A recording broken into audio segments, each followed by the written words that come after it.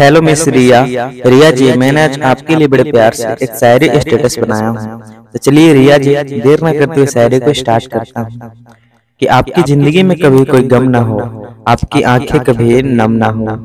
कि आपकी जिंदगी में कभी कोई गम ना हो, आपकी आंखें कभी नम ना हो।